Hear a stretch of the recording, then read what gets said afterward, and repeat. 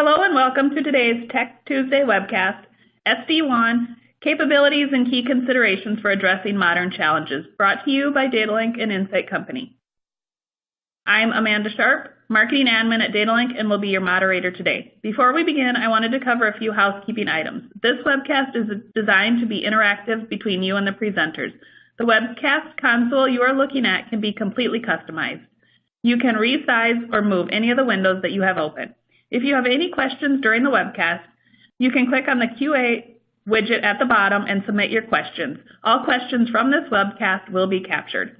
If you are experiencing any technical difficulties, please visit the webcast help guide by clicking on the question mark icon below the presentation window.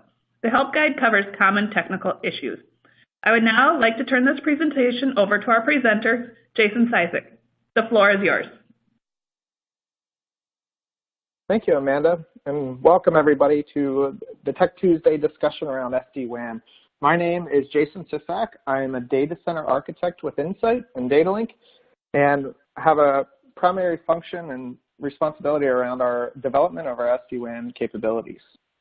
Prior to joining Insight, I was a network engineer for a heavy construction equipment reseller supporting about 30 to 40 sites at any given time around the nation. And so SD-WAN is very, very important to me, and a lot of the considerations and capabilities that I provide are very near and dear to my heart as an administrator of a WAN. Joining me today is Derek Ellis. Derek, do you want to introduce yourself? Yeah, hi everyone. I'm Derek Ellis. I'm a solutions architect with Datalink, now a division of Insight. I've been with Datalink going on 2 years now. My background is as a managed service provider for several years before I transitioned into the vendor space for cloud web security and next-gen firewalls. And then from there, I identified my passion for solving complex business solutions for customers, and found my transition working as a solutions integrator for a partner. Thanks, Derek. So we're going to start by talking a little bit about what SD-WAN is, and I want to start by saying we're going to have a high-level discussion around SD-WAN and some of the key capabilities and considerations that clients are faced with when they're starting to talk about today's challenges that are introduced with things like IoT and software as a service platform, infrastructure as a service platforms, and cloud-provided solutions. So what is SD-WAN? It's truly at the core, it's about simplifying and taking back the control of your WAN. It's about virtualizing the WAN and abstracting the underlying hardware from the management control plane. And it really allows businesses to classify and to look at their WAN in business terms. So prioritizing via policies or controls around things like applications, site performance, security. Most or nearly all SD-WAN solutions have a very secure method of communication, establishing VPNs between remote sites and their hubs. And it really is around controlling the performance and compliance around what is crossing the WAN. So at the end of the day, the WAN is intended to deliver a user experience around things like applications and critical business use cases. And it also introduces intelligent or smart path selection. So a lot of organizations are looking at SD-WAN to really get the full usage out of multiple carrier-provided circuits, things like MPLS, broadband, LTE. And SD-WAN has the ability to identify the optimal path and make intelligent decisions based off of some controls that are put in place by the administration team to make sure that their application is delivered reliably across multiple different control mechanisms and paths.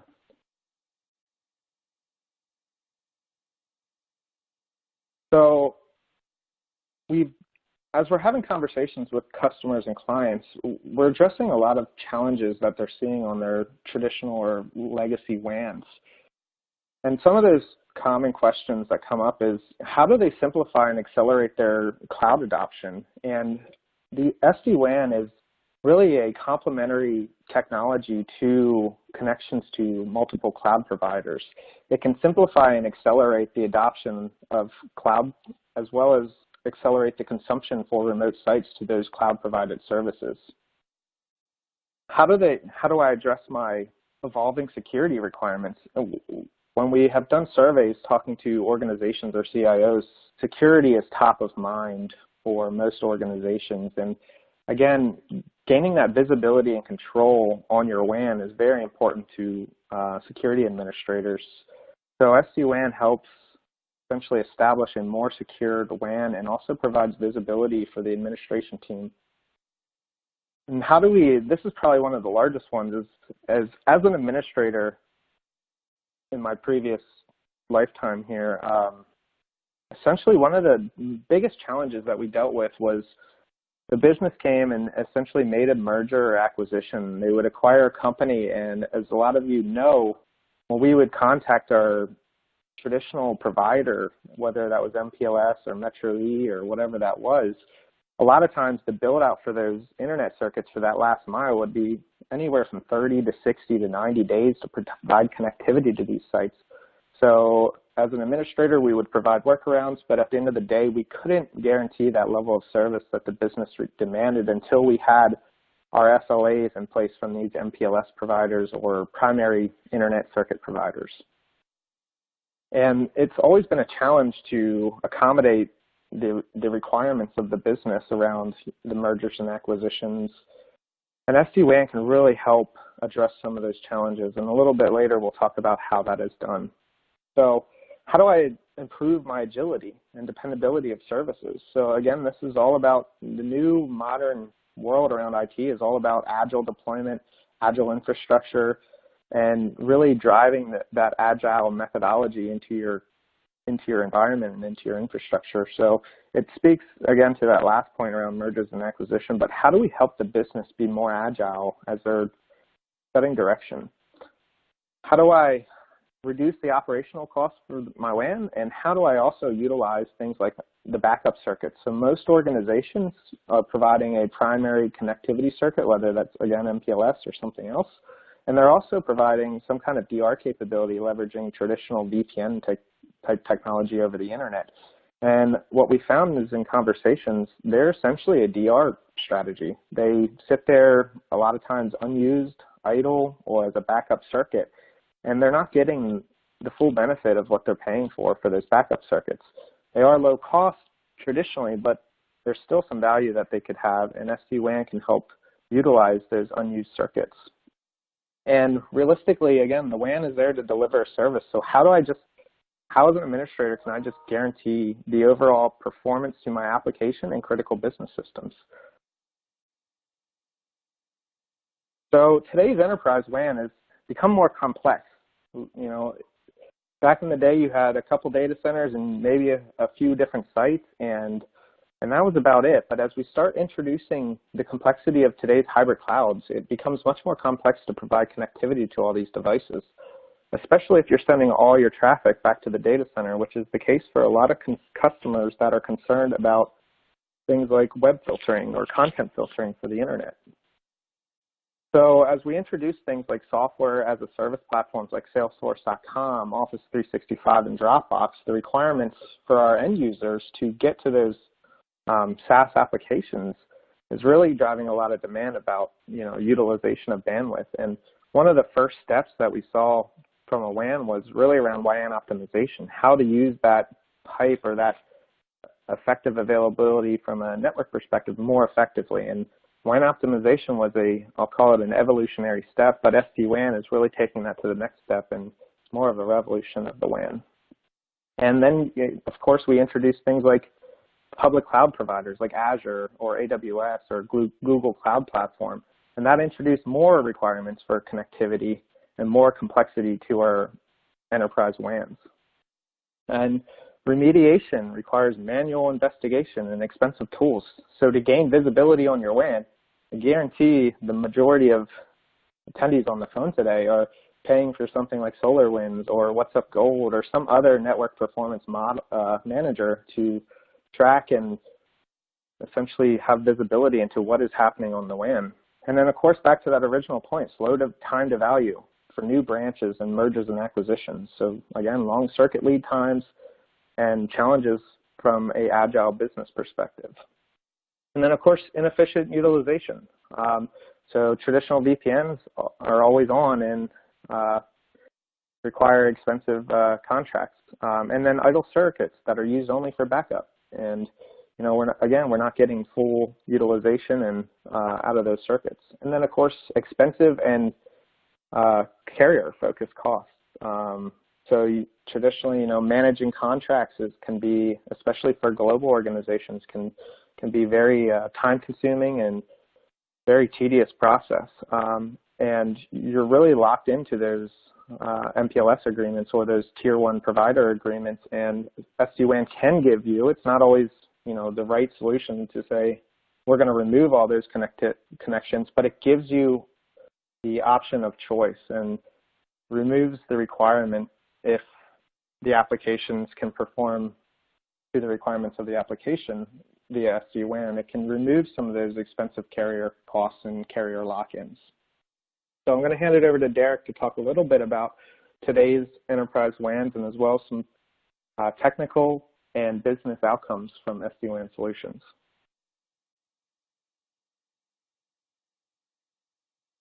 Yeah, thank you, Jason. It's a really good introduction and the kind of understanding some of the challenges that we're faced with traditional WANs today. It's also important to remember that it's not all doom and gloom when it comes to WANs today, right now. It still serves the business, right? So we're always it's going to give us our connectivity, which is important, whether it's to our cloud providers or from data center to branch or branch to campus, branch to managed, and so forth.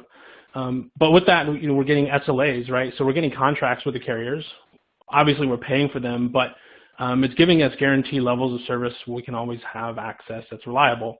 But the drawbacks with that, it's a little heavy-handed, and it doesn't seem to fit in with the rest of the infrastructure that modern businesses right now are running, especially when it comes to virtualized platforms and other software-defined infrastructure, whether it's SDN or any of those other type of software-defined pieces. So how can we revolutionize WAN a little bit to eliminate the manual intervention and the complex protocol requirements and interoperabilities, whether it's expensive specific routers that are required just to serve a specific function. You know, let's just find a way to eliminate that and simplify it. And how we do that, in addition to there's no central management or easy policy management for the organization or the IT organization itself to serve the business to have insights when there's service outages, latency or jitter or packet loss. And a lot of security visibility is gone unless it's going over VPN that you control. But in order to view into that, you're going to need to log into your firewalls or your VPN concentrators to be able to view that. And how do you accelerate new equipment and branches coming online to start getting a time to value for the new branches coming online? There's no simple zero-touch provisioning to get a new branch up and going. They're expensive truck rollouts. And how do you monitor the performance? How are the playbooks being updated to simplify the operational side of it? So in comes SD-WAN, and this is essentially really what we want to get out of it to align the technology with our WAN to the rest of the business. So it's important to know that we, as technical individuals and also business individuals, that we're getting realized benefits from both sides. So the technical features really align with the business outcomes, and we have transport independence. As long as you have some sort of underlay and IP connectivity, it gives you the flexibility. You might not need a really expensive tier 1 circuit at a rural area, or you know, so you can reduce the carrier cost that way. And let's do dynamic path control. You don't a cloud application, you don't always have to backhaul it over the MPLS, which could be a congestion. You know, let's save that for voice and create application SLAs based off of that. So you get a predictable application experience, define that. So if it falls outside of spectrum, go ahead and shift it over to another circuit that meets the SLA, which could be a lower cost and still serve the business well. And increase security. It's all one single managed pane of glass. Let's create security policies. You have firewalling, whether it's layer 3, layer 4 or 7 at the perimeter, generally with a lot of these SD-WAN vendors that you have. So you have a lot of reduced risk, the increased visibility in the security platform. So this allows the WAN infrastructure to both be a realized benefit to the security team and the networking team, and all deliver back and get real business outcomes that helps everyone. And with SD-WAN, you do get the application visibility, so it's not all just layer 3, layer 4 stuff. So define traffic and your key performance indicator measurements based on application visibility. Get centralized management and zero-touch provisioning. And zero-touch provisioning, essentially what that is allowing you to do is, just drop ship a box out to a site. And as long as you have IP connectivity at the other site, everything's provisioned from the central management platform. You bring it up and online, it's going to communicate into the SD-WAN fabric, and then boom, that branches up and online. You see it in your dashboard, and you can start controlling it from there without having to spend a lot of time, whether it's flying or driving or whatever it is that you're doing to get on site. Really simplifies that. So you have lots of operational efficiency and reducing the expenses. And with orchestration, you're getting lots of business agility, both on the technical side and also for launching new applications.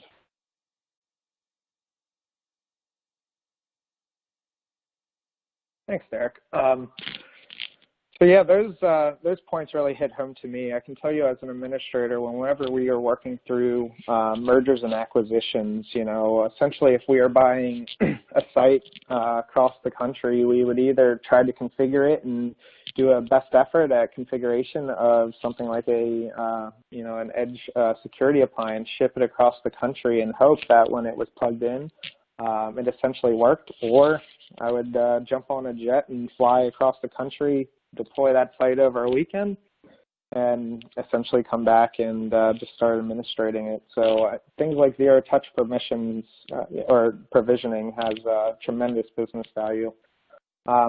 So unfortunately, some of our transition and build out here on our slides was removed, but essentially when we look at our common use cases and deployments that we've done around SD-WAN, and when we talk to those firms, essentially what we found is, our organization finds that when we talk to our customers, that nearly every customer can find value in SD-WAN type solutions.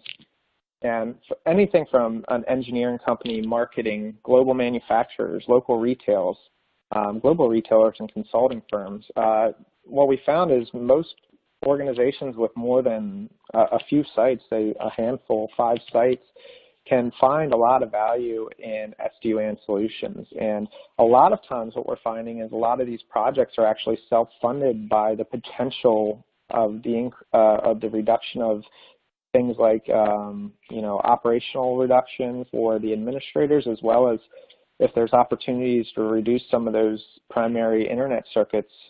We found that an average of 36% in the reduction of the total cost of ownership for their WAN solution.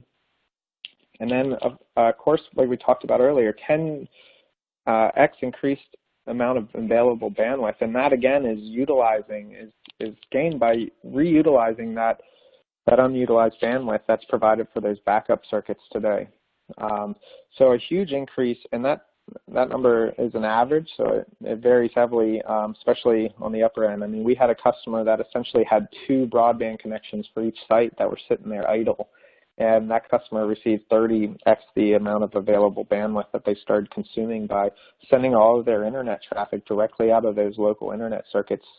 You also get network resiliency. So most traditional edge solutions will support, one, usually 2 internet connections. And, as we introduce things like, your primary connection from MPLS network, then maybe a couple broadband connections, and then also supporting a tertiary connection from something like 4G LTE. So you really gain a lot of resiliency on the network around providing those high levels of uptimes for those facilities and those sites. And then, of course, faster time to value. So this goes back to that original discussion around, zero-touch provisioning and how rapidly we can help clients and how rapidly you can help essentially get new facilities up and running and essentially providing value back to the business. So this is really at the heart of it is what's motivating the clients to look at this type of technology is just the simplification and the controls that you gain from SD-WAN solutions. So we're going to spend a little bit of time here talking about a couple use cases as well. And we're going to start by talking about a retail and service organization. And what I want to say is you'll see some, for the size of deployments, what we found is with most organizations, since SD-WAN is truly about gaining the control and simplifying the WAN, is that when we work with clients, it's typically deployed in-house by the client because, again, back to that zero-touch provisioning, it's very simple. So essentially we find that, we go through a very small-scale deployment, and then they roll it out to the rest of their locations globally or nationally. So this specific example was with a retail and service organization, and we started with a 26-site deployment of SD-WAN. Essentially, the client's main business driver was to look at refreshing some aging edge equipment as well as simplifying the operations for their networking team. So essentially, they had one guy that managed not only the LAN for all these sites, but as well as the WAN, and had other responsibilities around security.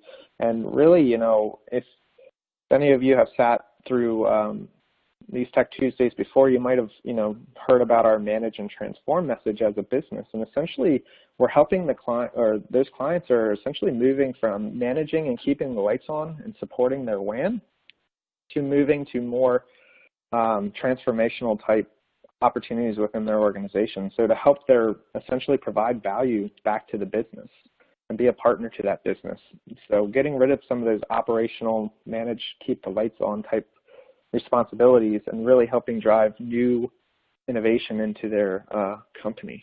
And they wanted to ensure that they prioritized two primary business applications. One was an ERP solution, and then since they were a large service organization, they had a very hefty call center. So voice and their ERP solution were the two primary business applications that they were looking to support. So they were able to essentially generate some policy control and allow the SD-WAN solution to say, hey, based off of this criteria, I want to just ensure that regardless of what circuit SD-WAN chooses, that at all times this policy is being met and ensuring that those applications are being delivered dependably. And they also wanted to utilize all their unused backup internet circuits at the site. So again, getting the real value out of those circuits that are sitting there idle. And during this engagement with this client, they essentially were sending all their internet traffic back to a centralized location for things like content filtering.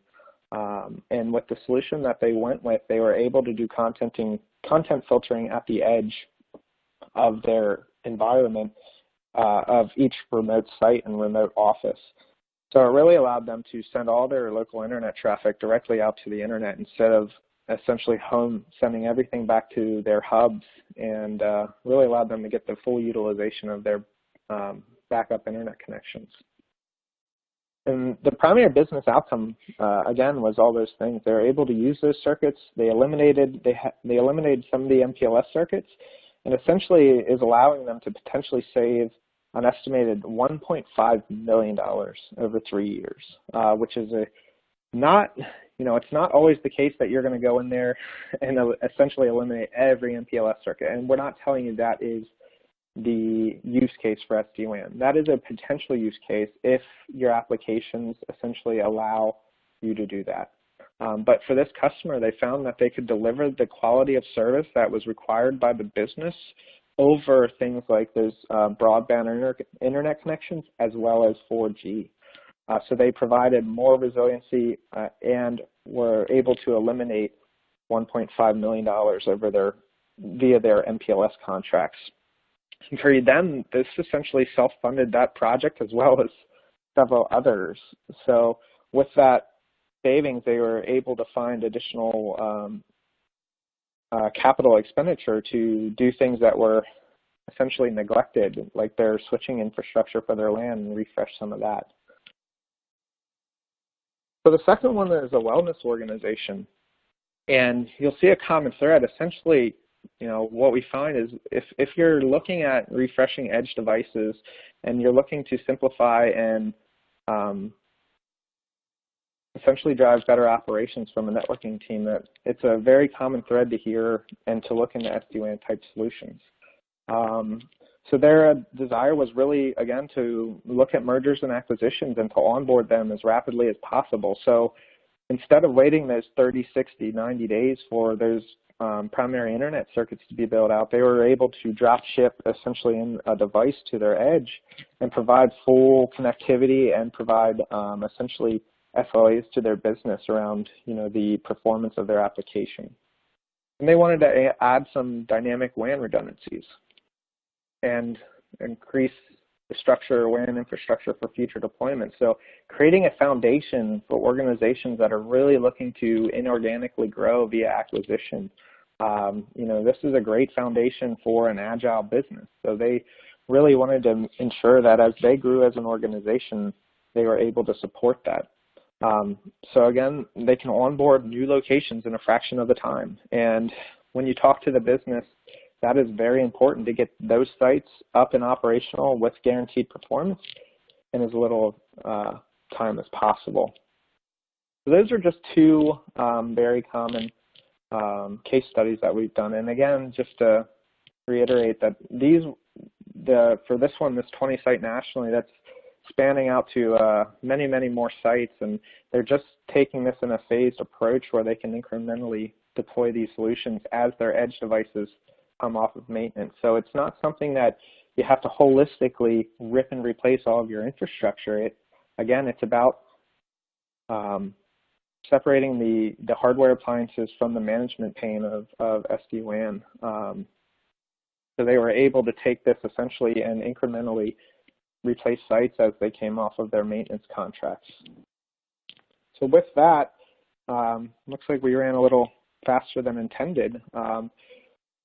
Today, like I said, we just wanted to do a high-level overview of the key components and considerations for SD-WAN, but we're more than happy to have a more technical, in-depth conversation with anybody that would be interested. Yeah, Jason, thanks for that. I wanted a question that came up, and also it's a frequent one that's come up either when we're having different conversations with clients where there's a little bit of confusion around, well, I'm using WAN out now. Like I have a WAN optimization provider now. You know, should I move to software-defined WAN, or why should I use software-defined WAN instead of looking at WAN optimization if I don't have any type of solution set or a next transformational piece from a WAN architecture? And simply put, they're not mutually exclusive. You don't have to pick one over the other. You can if you want to, but you don't have to. They can play together. And even going beyond that, a lot of the WAN optimization vendors right now are providing SD-WAN solutions as a package solution without you having to add another box on site. And even some WAN optimization vendors are even partnering with SD-WAN vendors and providing it as an added-on service, and they're working together. So they can work together in harmony to provide that. So you can still get the benefits of SD-WAN and also get the benefits of WAN optimization, because WAN optimization is going to allow you to send less traffic or just streamline it, make it more efficient, but at the same time get the benefits of the SD-WAN. But it's also important to remember what SD-WAN is not. At a high level, and a basic input is that SD-WAN is not a WAN optimization technology. You could look at it that way, but the way WAN optimization is defined, it's not technically that. And it's not a private dark fiber networking that's going to allow you to avoid telco services or any of that stuff. You still need your carriers and IP connectivity as you would anywhere else. It's just going to get you the flexibility. And it's not just a basic multi-link WAN bonding with path control, right? Because you're already getting that with your routers that are on site. So there's obviously a lot more to that that's going to be a bigger benefit. And to summarize a lot of it, it's going to give you the interoperability between disparaging pieces of hardware, so you don't have to do the major upgrades or complete forklift replacements of the infrastructure of the different sites. So you can keep the existing hardware and then just implementing SD-WAN without having to replace all of it. It's going to give you the interoperability benefits there. So I just wanted to touch on that and answer that question and clear up what has come up frequently in the past. Yeah, thank you, Derek. So I'm just going to check to see if we have any questions here.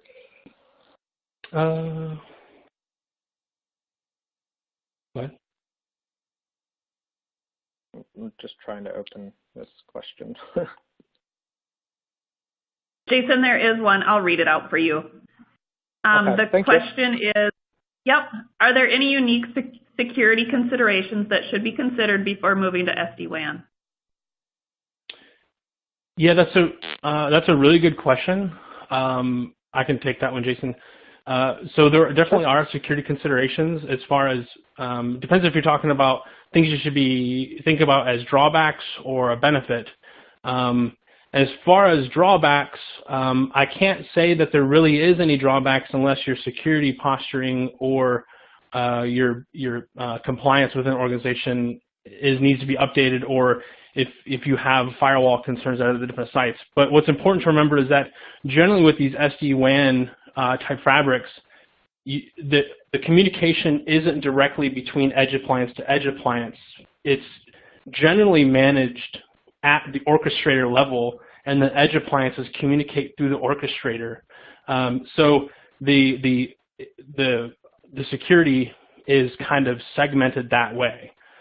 You can bond different groups of VPNs together. So the network segmentation makes it easy to transition up into the WAN. But the good news is that you don't have to rip and replace the firewalls that are on site. If you're happy with what you have for your firewalls there, SD-WANs can be integrated directly in with that and still keep your security footprint existing and actually really harden it from that point going that way. Because a traditional IPsec, if you're using, like, if you have an IPsec site-to-site fabric and you're using something like IPSLA to do failover, the communication is from router to router, and a lot of organizations are using simply pre-shared keys. So a more reliable security mechanism to do that is have an orchestrator manage security certificates rotation and asymmetrically hand that stuff out, so that way there's not a direct handshake from edge appliance to edge appliance, and that's a much hardened and more controllable security infrastructure there on the WAN.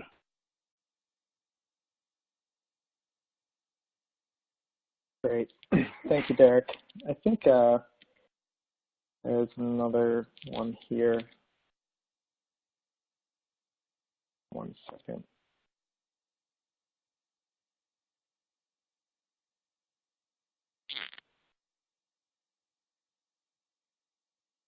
Hey, Amanda, I'm having some issues just expanding. Yep, okay. Yes, the person was just commenting that they were hoping for a design sample or a setup demonstration. Yeah, we can connect with you specifically offline since we are having conversation with you. I'm sorry, yeah, that we didn't include any designs. With the time constraints, it's difficult to, and the audience, it's difficult to hop into really deep technical discussions. So, yeah, if you're expecting that, I do apologize. All right, Jason, that's everything that's come in for right now. Oh, yeah, we got one more. What are common reasons not to move to SD-WAN? I'll say there's not a lot of essentially downside when you're essentially looking at refreshing your edge to SD-WAN. Typically what we're finding is very small, limited footprint clients that maybe only have one site or two sites. There's just not a lot of benefit to moving to an SD-WAN type solution in those deployments.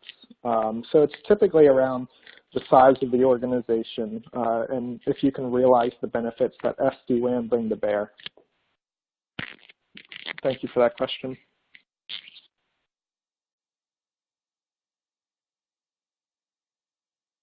Perfect. Well, Amanda, I think that's all the questions that we received. All right. Thank you everyone for attending today's Tech Tuesday SD-WAN webcast. An on-demand version of this webcast will be available within 2 to 3 days of the webcast, and you'll receive an email notification once the recording is available. Thank you again for participating in today's webinar, and have a great day.